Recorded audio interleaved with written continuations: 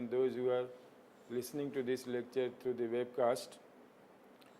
I'm very happy to come here and give an overview of some work which our institute has been doing in the area of genomics and genomics-assisted breeding, particularly genomics-assisted breeding for infusing climate resilience into green revolution varieties of rice. So to start with, I would like to acknowledge the funding support for our work from the Department of Biotechnology, Government of India, and also Indian Council of Agriculture Research. Because without funding support, it is very difficult to do this kind of work.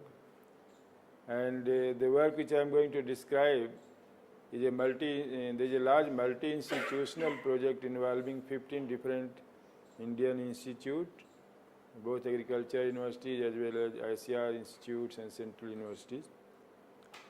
And a large number of students and research fellow, research associates which are working in my project, and also Dr. A.K. Singh from this division of genetics IRI, with whom we have been collaborating for quite a long time.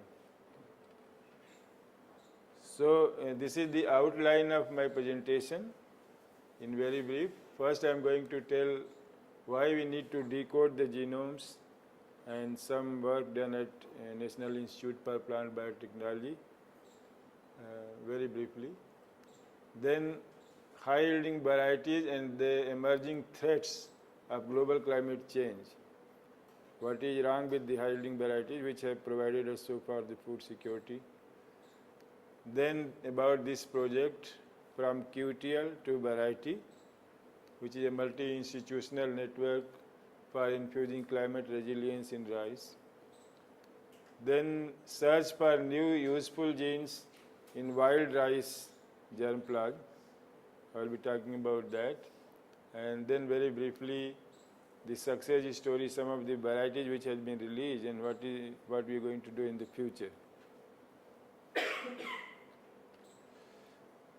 Let's first talk about the genome and why we should decode or sequence the genomes. See, the genome term was defined nearly 100 years ago by a German botanist called Hans Winkler in 1920. It is defined as the complete set of genetic information present in a single haploid cell of an organism, including its protoplasm. That means not only the nucleus but also the protoplasm, which is mitochondrial and chloroplast DNA, and single complete set that will be present in a haploid cell. In diploid cell there will be two sets. So this is the complete definition of genome, which is given 100 years back but is still holding true today also, because it's a very complete definition. It was given when we did not even know that DNA is a genetic material. So why we should sequence the genome, why we should decode the genome, what is the use of it? So I have illustrated this in 4 points, starting from the very basic aspects to the practical utilization. The very basic, the quest of knowledge which we have about what we are and what is the world around us. Every human being wants to know it, where we have come from, where we are going, which is the question of evolution, the origin of life.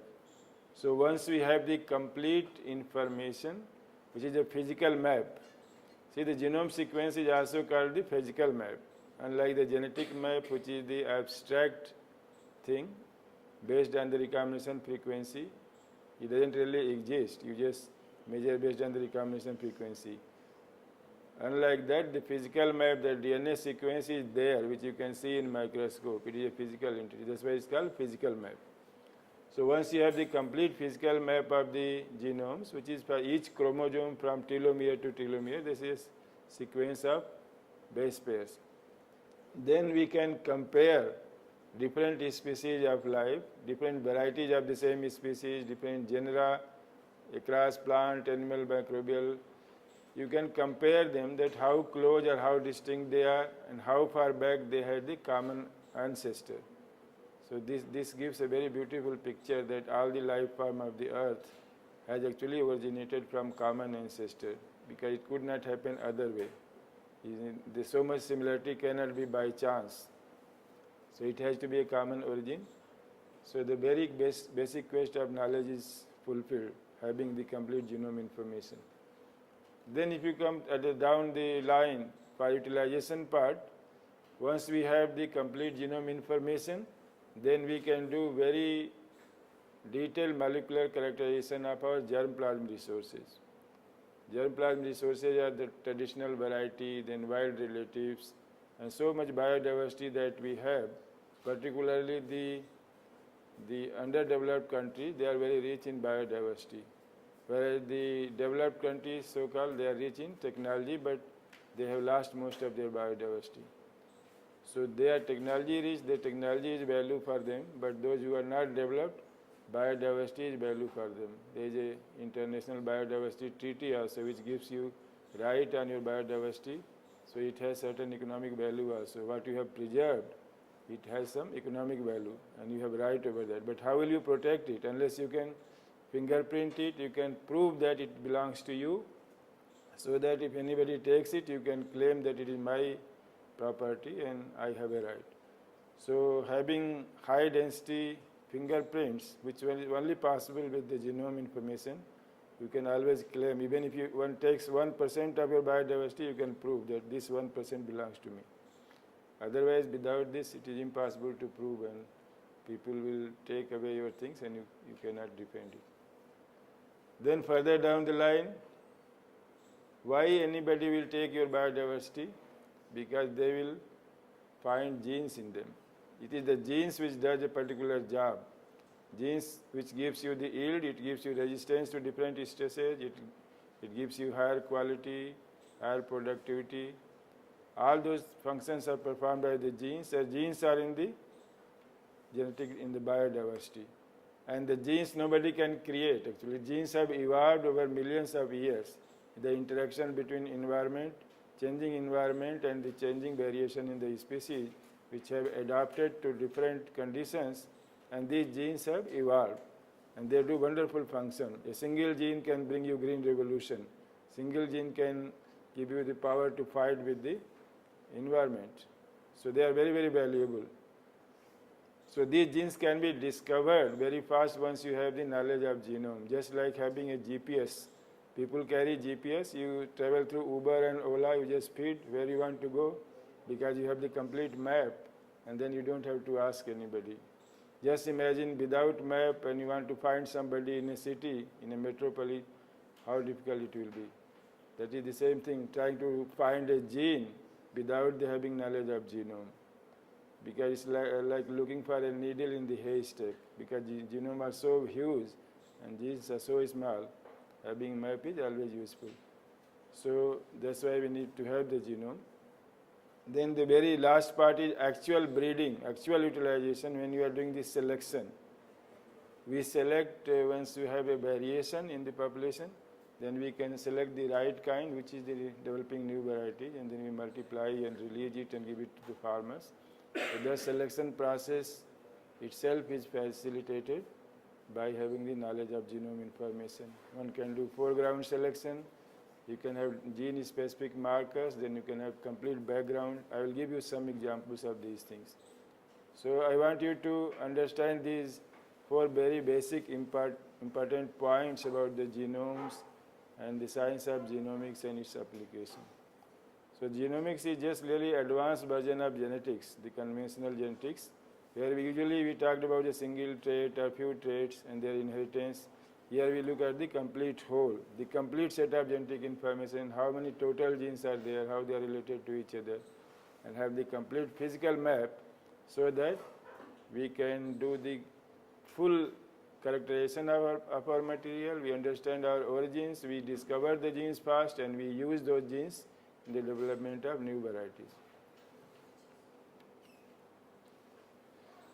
But you see, the getting to that stage where we can use this genome information for high throughput gene discovery and breeding application, it is much easier said than done. Because to get to the very high quality reference genome, It's a long journey, and one has to pass through different phases of genomics. Even if you take a species, you decide to decode the genome, it cannot do so fast not even in 2-3 years. To get a reference genome, one has to go through different phases. So I will not go into detail here, but it takes time. It doesn't happen overnight. Sometimes maybe 3-4 years, 5 years. Now with the more efficient tools, it could be faster. But usually even with all the efficiency of tools, I will show you the example of wheat genome.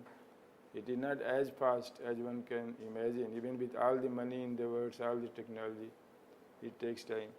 So there are some crops where we have a reference genome like rice and maize, say soybean. Some we have advanced draft, which are very close to reference but not quite reference, maybe 90% complete, and still a lot of gaps, like even tomato, sorghum, chickpea. Then you have very preliminary draft. Most of the genomes which have been published, genome map, they are just draft sequences. Like you do few runs and then very quickly you assemble. So just like having a map with only the major highways, but not each street and each house mapped, which is the reference genome. A very broad map.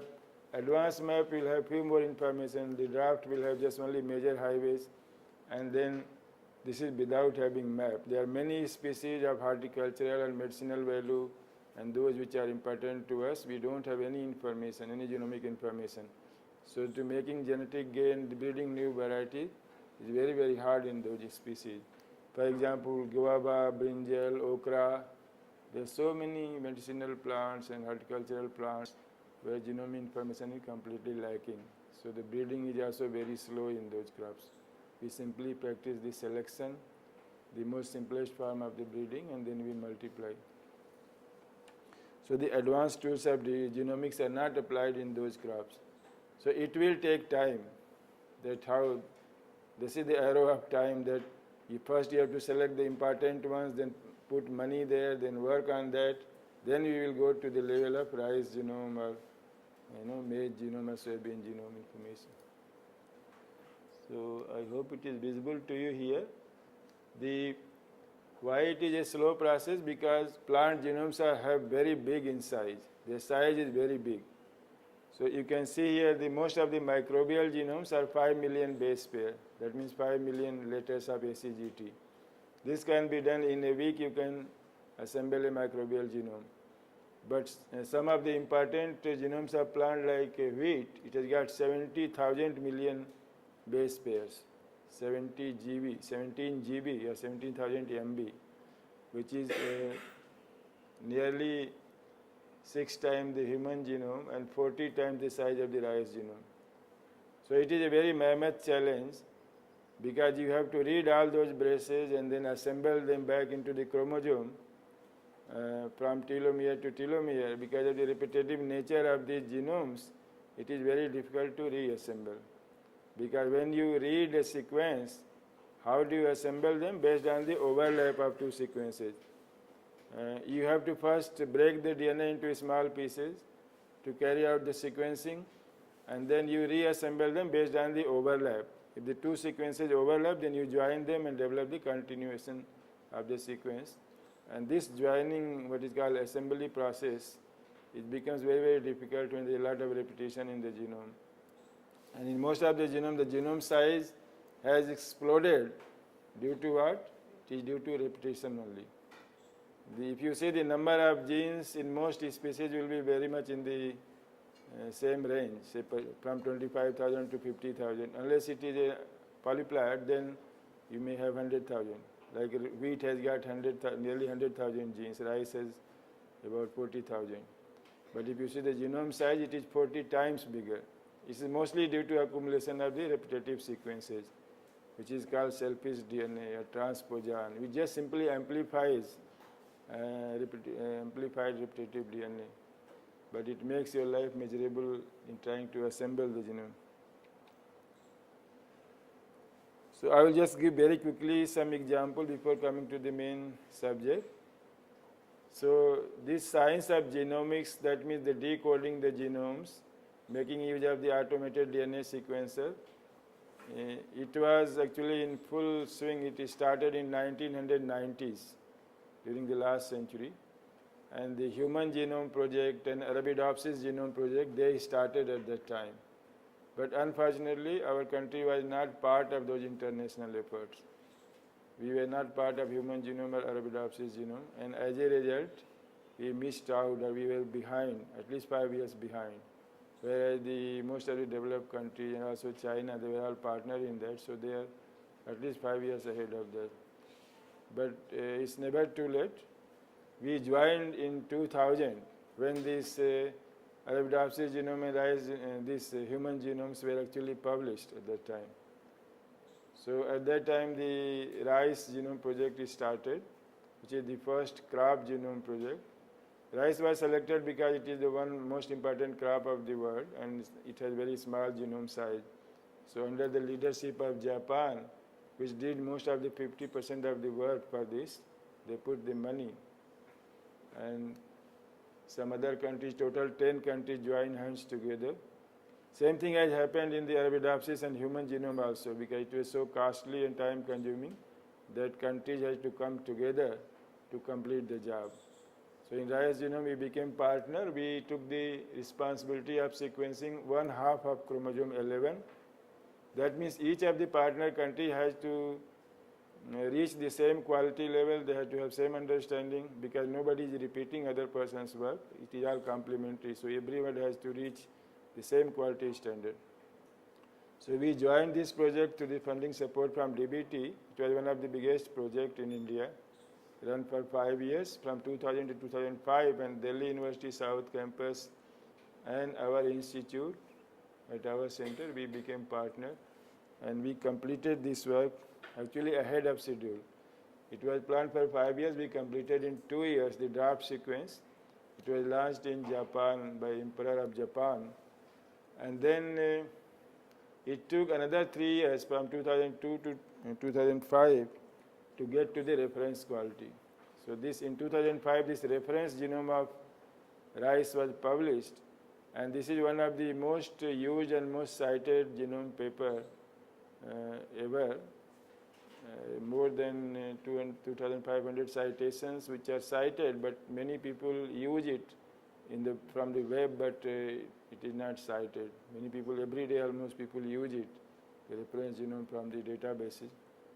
So it's very, very useful information. It has speeded up the gene discovery as well as application in breeding new varieties in rice. And it is a precursor to further new genomes of crop plants. Then we took part in the similar network, international network in the tomato genome, where again 10 countries took part.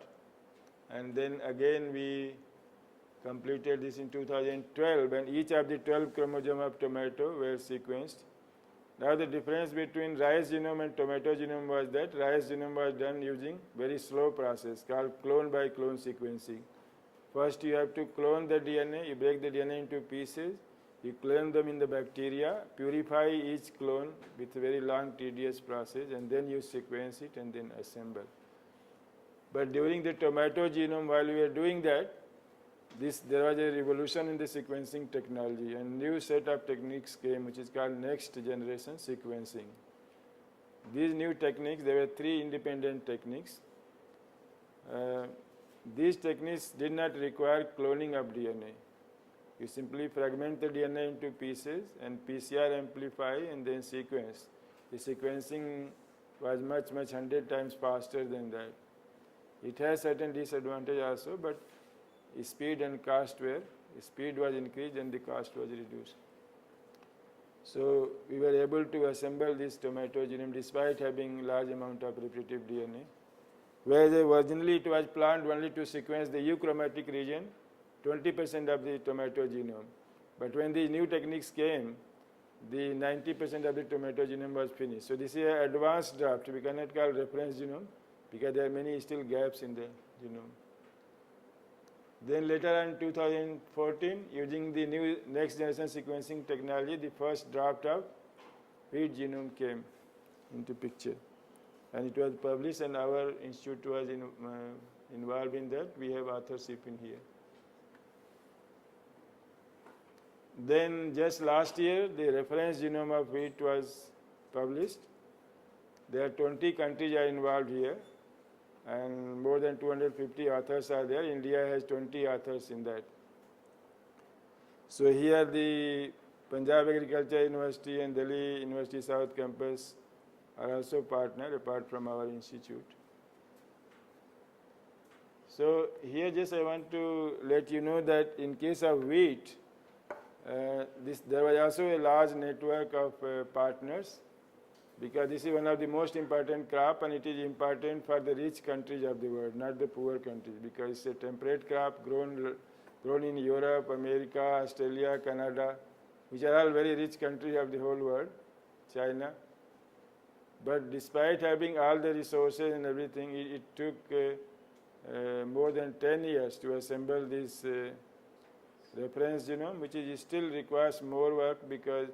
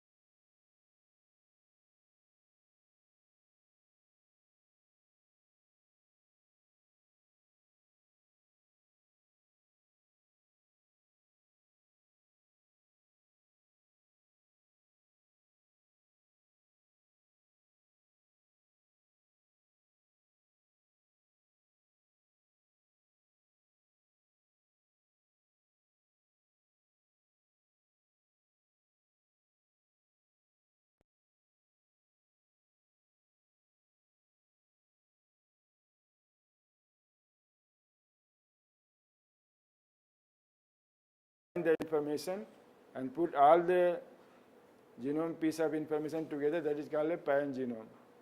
So pangenome concept is very useful because it is better to have a pangenome which will have all the genetic information. Then you take any unknown samples and align with that. So these are different concepts in genome sequencing and mapping which are useful for what I have just described to you. In the genetic characterization, fingerprinting and breeding of that particular species. Now the mango genome we assembled and we identified about 46,000 genes in mango. I'm not going into detail here. These slides will be available. You can share and read more things because of the time shortage. But we have more than 95% coverage of the genome, and it was assembled very beautifully. We were able to anchor the genome using a map, high-density genetic map, published by Chinese Academy of Tropical Agricultural Sciences. The Chinese scientists published a very high-density map of mango. They have not done genome sequencing, but they have high-density genetic map. So these genetic markers can be used for anchoring the genome. When you have the sequence config, you can just, these markers, you can do the search and alignment and see which chromosome they belong and what is the order or sequence of those configs. So making use of this, we are able to see this is the genetic map 0 to 100 centimorgans. This is the physical map 0 to 20 MB. That's what I told. And there is a correspondence. There will be correspondence between genetic map and physical map. While the physical map is a real thing, the genetic map is an abstract thing. This map you can see in microscope. This you cannot see in the microscope. You can only calculate. But nonetheless, this is also real, just like, but you cannot hold in your hand. This is a correspondence. Near the centromere here, there is a less recombination. See, there is less recombination for at least 5 MB, there is hardly any recombination. As we know that in most species, the recombination frequency is less near the centromere. So like this, all the 20 chromosomes of mango we have assembled. And we have developed a chip of mango also similar to the pigeon pea chip I described. This time we have 82,000 SNPs. And there is a huge variety of mango. Unfortunately, there is some projection problem. You cannot see it properly. All shapes and size, color, taste, mango is there. Our horticulturist has described those varieties, but there were no genomic resources, so we didn't have any mapping information. Now with this genome information, we have identified the QTLs for fruit acidity, very high value QTLs, 22 log. Then length of the fruit means fruit size, genes have been identified. Similarly, the ratio of pulp to stone, there are 3 genes have been identified. So now we have started mapping the useful genes in mango, which will determine the important quality traits like the sweetness of the fruit, size of the fruit, and the ratio of pulp to stone. So all this information can be used in breeding. And unfortunately, crops like mango, they have a large juvenile phase. So it will take years and years for breeding using the methodology of the crop breeding. But if we use the modern methodology like genetic transformation, then we can take the Alfonso and just put one gene which we need to put through transformation, and that will be much faster breeding. So, this new technology like genome editing and genetic modification, they are very, very useful to make use of the genome information for improving the varieties of particularly fruit trees, which has a long juvenile phase is there. So hopefully in future, these technologies will be much more widely accepted. At present, many people oppose it for no reason, no scientific reason, for reason of their own. But these are the technologies which are coming up in future. If you want to improve a already very known variety for 1 or 2 traits, the trait is coming from mango only. In one variety is sweet, other is sour, one has more fiber, other doesn't have, one has a big stone, other one has a small stone. All the good things are not together. And that's what the breeder's job is. Breeder has to take the genes from different sources and put it together in one variety, so that becomes improved variety. And it's a very slow process. You have to identify the gene, you have to cross it, you have to select it, and genome information is helpful. The new technologies of genetic transformation is also very, very powerful and very helpful. What we can achieve by 10 generations of back crossing, you can just simply take that gene and put into in one step. So you have the real isogenic lines without genetic linkage drag. Now let's come to this, the third one, the high-yielding varieties. See, most of the high-yielding varieties of rice and wheat which brought in the green revolution, they were bred for the high input condition. Because at that time people didn't think that we will have shortage of water, shortage of fertilizer, and all these problems will be there. That's why they were selected in high input condition. Given plenty of water, plenty of fertilizer, only goal was to produce more and more. But now with the passage of time, we realize that there is shortage of everything. And there is a load on the environment also. You cannot have too much of fertilizer, too much of pesticide. This creates havoc in the environment.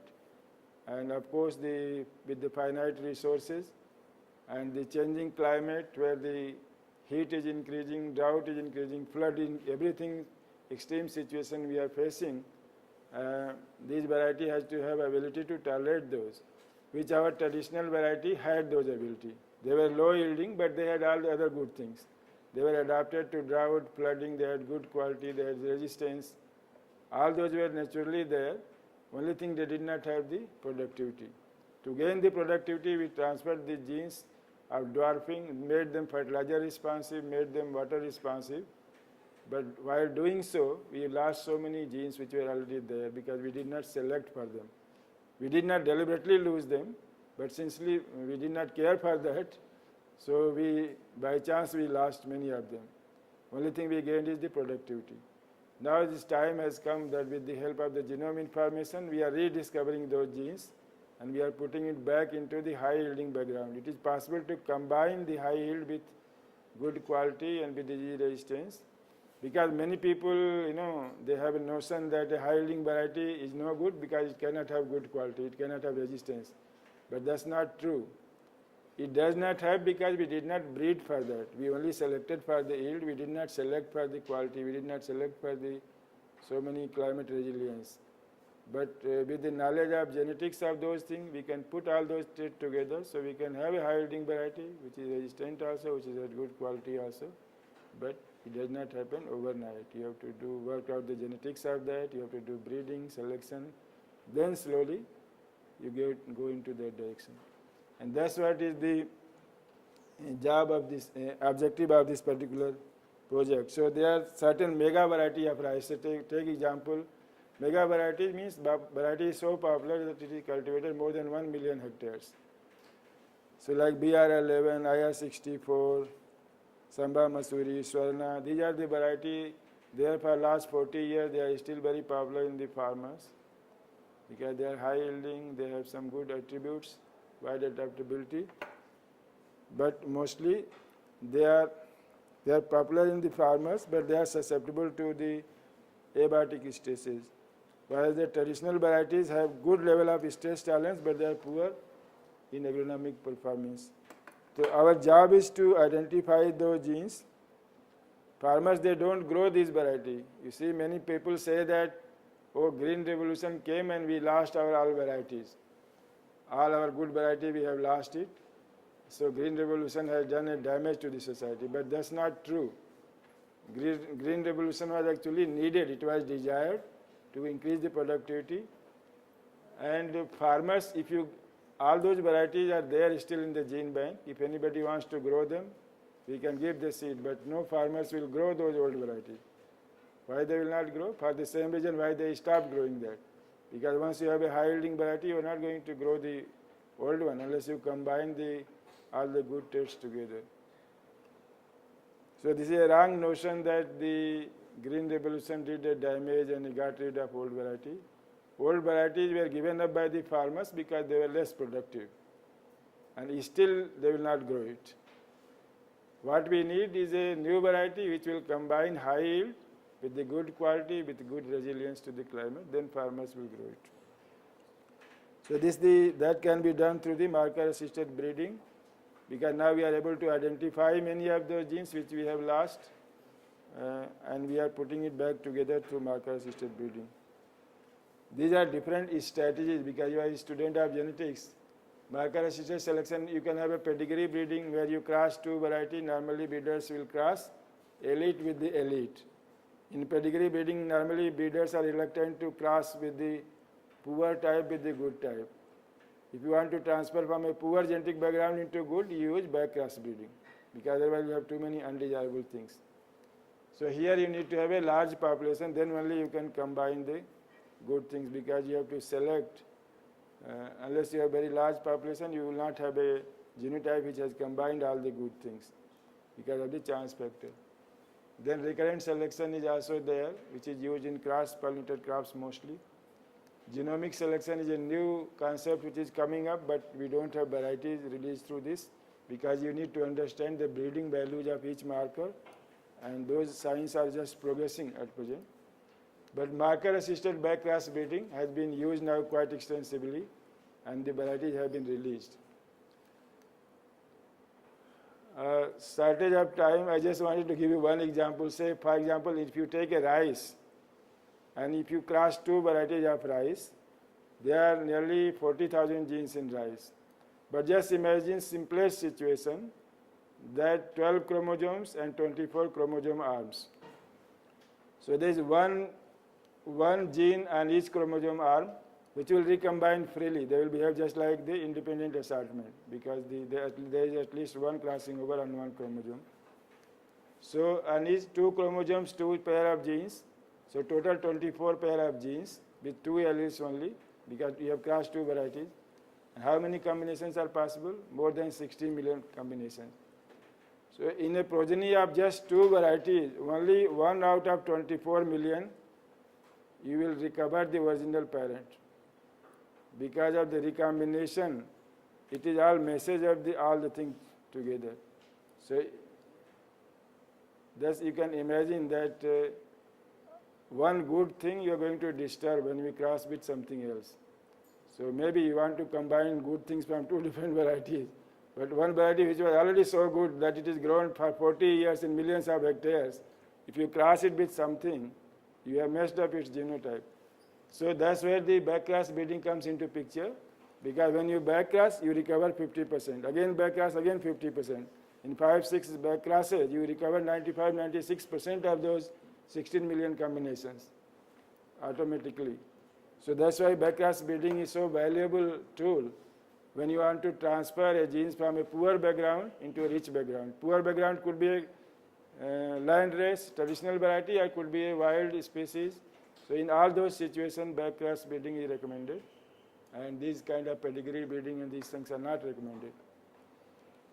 So here, Swarna, this particular example of Swarna sub-1 is very apt example where marker-assisted breeding was used, and within 3-4 years, this variety was released, this flood-tolerant version of Swarna. This donor was identified in 1970. Breeding lines and mapping were done in 1990s, and after the publication of rice genome, the gene was actually cloned, making use of the genome information. And then within 3 years, this variety was released, which has the just one gene, sub-1 gene in this Swarna background. So this variety is just like a Swarna. It has got one gene which makes it flood tolerant. Now this was transferred into many backgrounds like IR64, Samba Masuri, and then those varieties became flood proof. So without that gene, the whole variety will die after 2 weeks of flooding, just like we have now flooding in Bihar and other part. 2 weeks of submergence, everything will be finished. But having this one gene, those variety can recover after the flooding. So we developed, this was done using SSR markers and conventional type of background selection.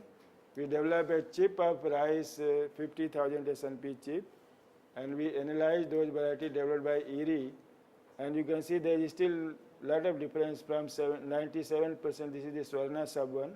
The background genome recovery was 97% was Swarna, and 3% was the donor lines. That donor genome included that sub1 gene. But something like Samba Masuri, they were 80% of the donor. So this kind of background analysis is possible only with having high density mapping tool. So there is one more example here. We have transferred a gene for high yield into 12 different background of rice, which gives more number of grains per panicle and also increases the yield by 10-15%. This is not yet released, but we have put in most of the important varieties and it is performing. Here you can see in Pusa 1121, when we put this gene, this is the gene for high grain number, this background is recovered more than 97%. And these plants are going in the field. So this network actually of 15 Indian institutes aim to transfer known QTLs and genes for drought tolerance and flood tolerance and salt tolerance into these mega varieties of rice. These are the QTL, saltal, then DTY, drought tolerance 1.1, 2.2, 2.1, 3.1, 3.2, and 9.1, 12.1. So there are 7 drought tolerance QTLs, 1 sub-1 and 1 saltal. We have transferred using the same approach of foreground selection and background selection using the high density chip. I just showed you examples, so I am not going into the detail. These public papers have been published. And we develop and standardize the markers for foreground selection at our center, and we pass this information to the breeders. We don't have the tools to do high density genotyping, but they can easily do it with SSR markers. So they have done the foreground selection, etc. And we did the background selection, and then the varieties have been released. Also, we are able to break the linkage between the dwarfing gene and there is a very important QTLs for drought tolerance on chromosome 1. This is the examples, how did we lose some of the resilience, climate resilience. There is a very high effect QTLs for drought tolerance, which is very tightly linked with the SD1 gene. So all the Green Revolution varieties had this SD1 gene for dwarfness, but very tightly linked with the genes is the for drought susceptibility. So using more than 5,000 lines, we got the rare recombinants which combined. These are the fine mapping using the genome information. Then we broke the linkage. Now SD1 is away from this another gene for the drought tolerance. And we combined it. Now we have the dwarf varieties which are tolerant to drought. Otherwise, original Swarna was like this. It was dwarf but sensitive. So these kind of things are now possible, having the complete genome map and detailed map where you can dissect, you can break the whole unholy linkage between the useful gene and not useful gene, which is called the linkage drag. If you do normal breeding, you will have the linkage drag. Sometimes the good, bad will come with the good and you don't know why it is happening. But with the high density mapping, fine mapping, you can separate the two. Now those are the example of the land races, but the wild relative of rice, which is Oryza rufipogon, Oryza nivara, they are surviving in the nature without any help from human. In fact, human consider them as a weed. Human is enemy for them. They want to get rid of it, but still it has survived. Vagary of nature and the animosity of the humans. Still it has survived for millions of years. There are so many useful genes. I don't have time to get into that, but I collected nearly 1,000 from all over the country, from Himachal Pradesh up to Chhattisgarh and UP, Bihar, Maharashtra. Then we have screened them from, we characterize them at molecular level and also at morphological level. There is a database we have prepared of these things. We screen them in the rain-out shelter for drought tolerance and identify some lines which are tolerant to drought. Similarly, we did the gene-based allele mining. Sometimes we know the gene, like the DREV1 gene is known to provide the drought tolerance. But one gene will have different alternative form, which are the alleles. So this is called allele mining. Which allele is the best? So in the Mendel's work, you have just 2 alleles, tall and dwarf, round, ringgill, these kind of things. But then multiple allele theory came by Johnson. So now we know that every gene has multiple alleles, not only 1 or 2 genes, because the mutations occur and then multiple forms of the genes are created. Some of these multiple forms, they don't have the consequences at morphological level, some of them have to. So this allele mining is to find out the most useful alleles which can be mobilized in the breeding. So this kind of allele mining work we have done by resequencing. These are different alleles here. Size of the circle is allele frequency, and then some of them may be associated with the, like this particular allele was associated with the drought tolerance. So this has to be validated and then used in the breeding. Similarly, anaerobic germination. Many of these wild rice lines will germinate 100% in 20 centimeter deep water, which is required for direct seeded rice. Because if there is a flooding during germination, then the most variety will not germinate. But those variety which has the capacity to tolerate the flooding during germination, they will germinate.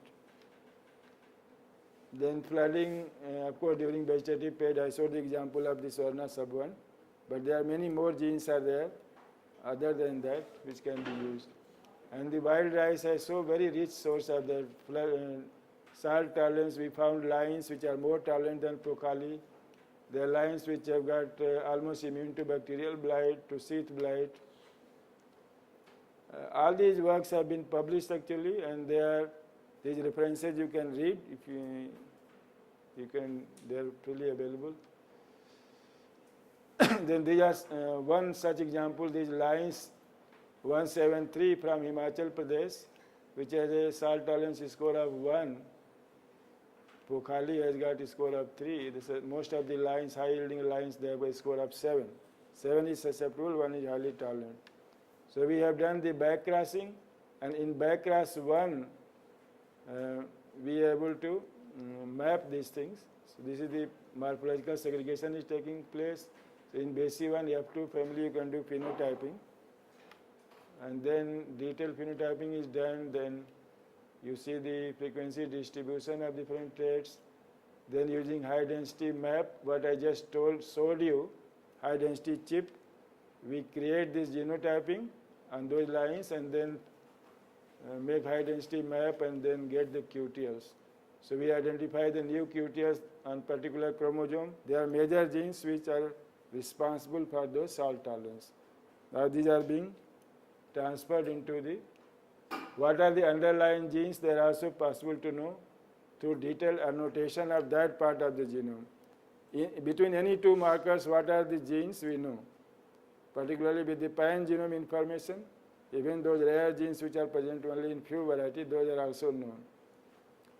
So this is the value of the genomic information, that out of these few genes, one will be which is responsible for the salt tolerance. And we can develop gene-based markers, and also even closely linked markers can also be used. Even before you have identified the genes, this information can be used in the breeding and develop gene variety.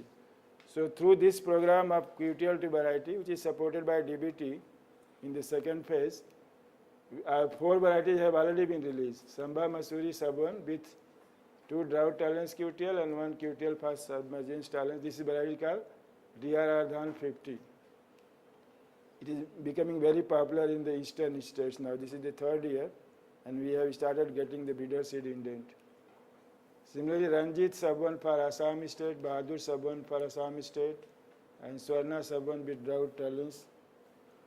These varieties have been released, and there are half a dozen in pipeline also. So with concerted effort within 5 years, by making use of marker-assisted back crossing, we are able to transfer major QTLs for abiotic stress tolerance from land races into the very high yielding varieties. So variety is already very popular. We have already 95% more genomic recovery. So they are easily accepted by the farmers because they have the added advantage of resilience to climate, drought tolerance and the flood tolerance. You can see this is your field demonstration. The farmers are very happy with the performance of this variety. In fact, the Samba Masuri in the next farmer's field, it was almost dried last year, but this variety produced 5 tons per hectare because it has the resilience to drought. And when the drought comes, now you have the flood all over the country. Just maybe 20 days from now, there will be drought. And then they'll, at the time of flowering, there is no water, and then most of the high-yielding variety, like even Swarna, Samba, Masuri, if you cannot irrigate, they will not produce much. But some of having these kind of genes, they have the resilience to produce, even in those situations. So this is my last slide, actually second last slide. So in the phase 2 of this program, we are trying to combine the genes for high yielding, that which I showed you, with also for the disease resistance, and also pyramid them, because now we have one gene, we have produced nils with only one or two genes. We have to put all of them together. So you have to intercross and then select and multiply. So every effort to add one more gene, it takes at least 3-4 years. If you know all the genes, you know the background, then it is faster. If you don't know it, then you mess up the whole background and then you go back to the drawing board and select. So, of course, the other thing is to train human resource through this program. Many people are getting trained in marker-assisted breeding, in genomics-assisted breeding, what we call. So I've just given you a very brief overview of how the genome information is creating, actually helping the rice breeders to develop new variety at a faster speed, which combine the goodness of the Green Revolution variety, of the high productivity and adaptability, with regaining the lost ground, like the variety, the good quality of the variety, good climate resilience of the variety, also disease resistance. So this is the value of the genome, where we invest a lot of resources and money, but eventually it pays off by developing new climate smart varieties, which is the need of the day with the growing climate change and different kinds of extreme climatic condition. And we can make use of our huge biodiversity, wild rice resources, all the traditional varieties to find the genes, there many useful genes are there, we have to find them and transfer them into new high yielding varieties. So with this I would like to close here. If you have any question, I will be very happy to answer. So what's the reason for using the hybrid in mango? We might have gone for the varieties. Actually, mango itself is naturally hybrid. Like Amrapali is a hybrid of Neelam and Dasari. We have shown that it has got nearly 60% heterozygosity at the transcript level. So mostly in the fruit breeding, hybrid is very much scope because you can propagate it vegetatively. So you don't have to go for hybrid seed production like you do in the crops. You just do large scale multiplication using vegetative means.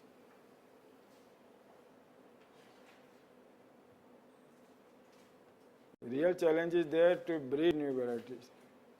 If you want to preserve the quality of Alfonso, Dasari, Langda, and just want to add one or two new traits which they lack, of course every variety has some good things and you want to put something in, then how are you going to do it?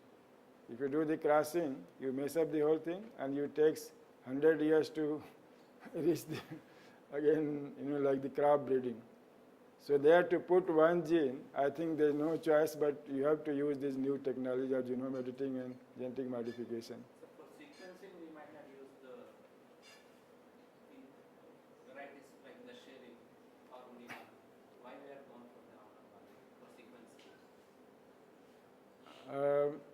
We have taken Amrapali for some region, and one is that it is very defined. It is quite popular also in many mango plantations in eastern India, including Orissa.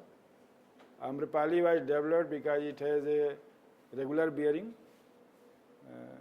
unlike Dasari, which is alternate bearing, and it has got short canopy, so you can go for high density plantation. So for most horticultural crops, we need the short, small plant type where you can do high density plantations. You can do all the spraying and all those things. So with that purpose, Amrapali was developed. It is also very popular, and then it has both the parents. That was the advantage which we were able to sequence the genome. Otherwise, even Australians and Americans are also sequencing. But despite so much international competition, we finished actually first, because we have both the parents here and we are able to separate the maternal and the paternal. So it has defined parentage. It is still quite popular for the region of this annual bearing and short plant height. But it is actually not so much important which variety you sequence. You need to sequence one variety which can be used as a reference variety. Usually we take one of the best variety, we don't sequence an awful variety. So Amrapali was good enough to take as a reference, but eventually we also have to have a pan genome, which will include information about all the varieties. Any other question? Yes. What may be the reason, basis and criteria for selecting a particular variety in each crop? Yeah, that's a very good question, that how you decide which variety to sequence. So mostly people will take a variety which is a ruling variety, which is very important variety. For example, in tomato, Heinz variety was taken, which is used very badly for tomato sauce preparation. In case of rice, Nippon Baire variety was taken because program was led by Japanese people. They put their money, so they had right to select which one. So they selected one of their best varieties called Nippon Baire. So similarly, we selected Amrapali for mango and Asa for pigeon pea. So one of the criteria is that it should be a good variety, a ruling variety, but eventually it is a reference variety, and other variety has to be compared with that. So we take one reference, the other variety I call resequencing. You are only trying to discover the variation. And then when you combine all the variation and make a pan genome, that is the most useful one. So it's not so much important which variety you sequence, but usually people take the one of the best one. But for example, in case of wheat, the Chinese spring was selected for a completely different region. Chinese spring is a very useless variety. It is like a grass with so many small earheads, but it was selected because we have very rich cytogenetic stocks in that, which are helpful in trying to decode the genome. Otherwise, you will not be able to have chromosome-specific DNA if you select, something like popular variety of today's. So for various regions, we select variety, but it's not so important which variety. You have to select one variety, which is a reference. For example, in human, you don't even know whose DNA was sequenced. They took the mixture of DNA and sequenced it. Yes? Sir, how we can isolate the desired segment of the chromosome that we have to sequence? In rice, we have designed 11th chromosome, number 11, from the ram. How we can isolate that? Yeah, that's a very good question. In the rice and in the early days of sequencing, we tried to find the bacterial artificial chromosome sequences because the genome was cloned into large DNA fragments of 120 kb into bacterial artificial chromosome vectors.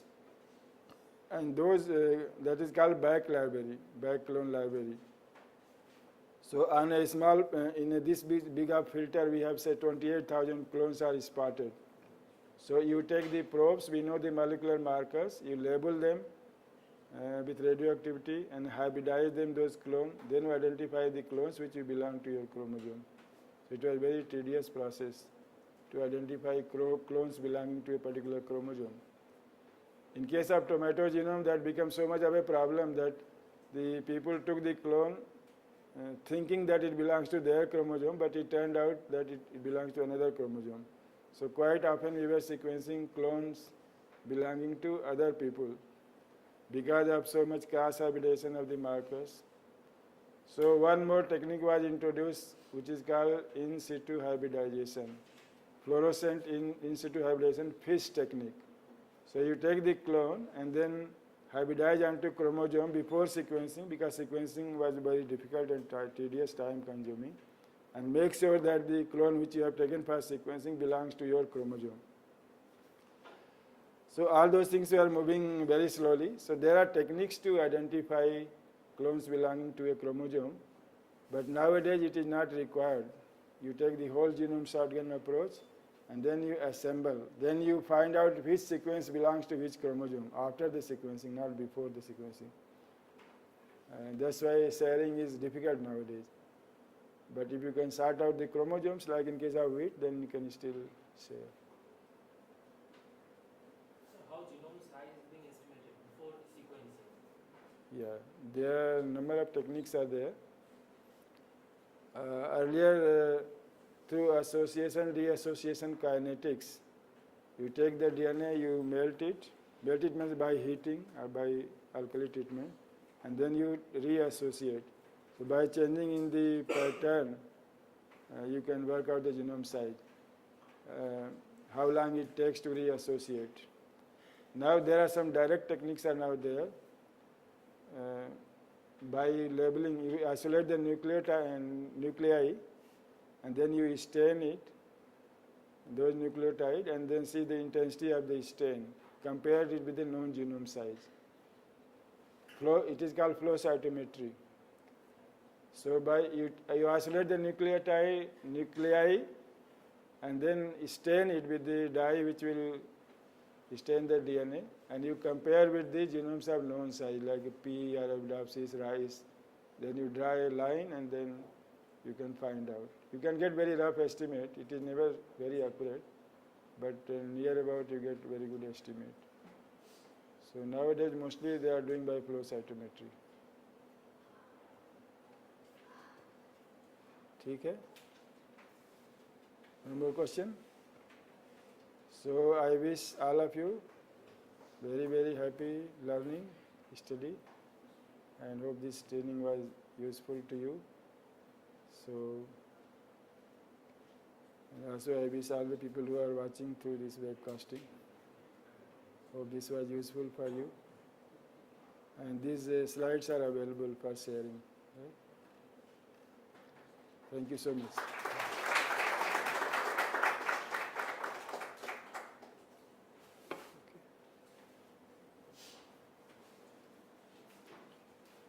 Thank Dr. N.K. sir for sharing his words of knowledge with us and shedding light on the topic which we are currently unaware of. Now I welcome Professor Vinod sir, Division of Genetics, to present Dr. N.K. Singh sir with the field of our graduate.